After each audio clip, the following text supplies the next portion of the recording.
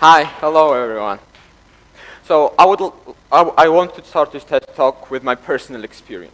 A year and a half ago, just as the school was starting, my parents noticed that I was breathing weirdly. My mom, a health freak that she is, took me to the hospital, where I went through every existent lung and heart checkup. After lots of worrying, and trust me, lots of tests, we found out that the only reason causing my hyperventilation was extreme stress associated with starting off the new school year. Unreasonably high expectations, the necessity to get perfect marks in every subject, all-consuming fear of disappointing loved ones, and a whole new wave of overwhelming information had a powerfully negative effect on my mental health, and with it, every aspect of my life.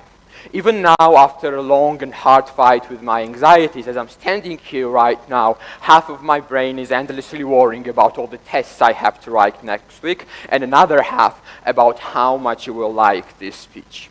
Well, unfortunately, my feelings and I aren't a special, unique phenomenon. The problems I have been struggling with all my life are very common in children nowadays. I'm sure at least half of the kids sitting right here in the audience have experienced uncomfortable feelings, sleepless nights because of the stresses associated with school.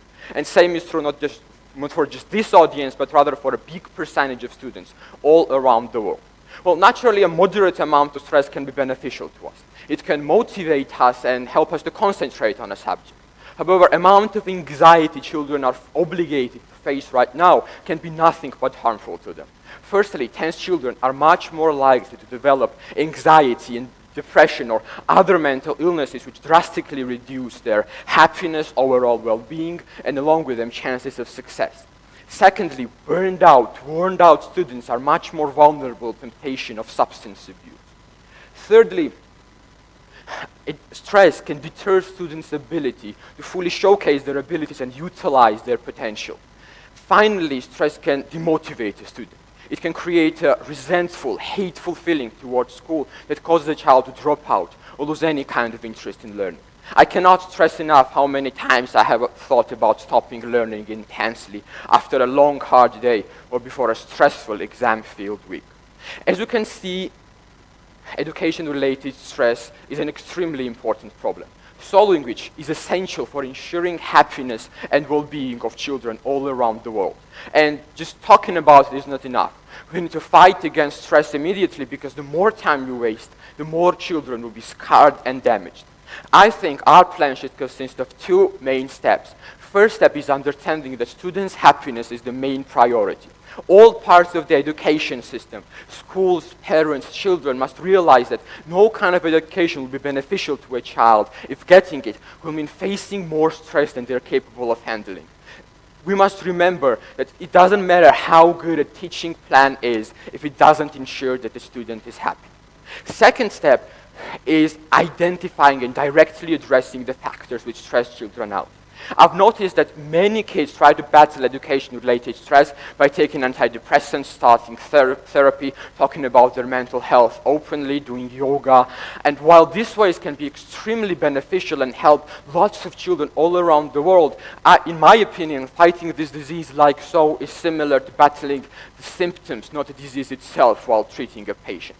I think to be most productive, we need to whole education system needs to be concentrated on the most important and most damaging factors causing children's stress. From my own experience, the two factors that stress children out are an immense and unreasonable amount of information we have to learn while studying, and an immense pressure from our parents or the whole society to be perfect. Overcoming these obstacles requires an active engagement from parents, schools, and children themselves.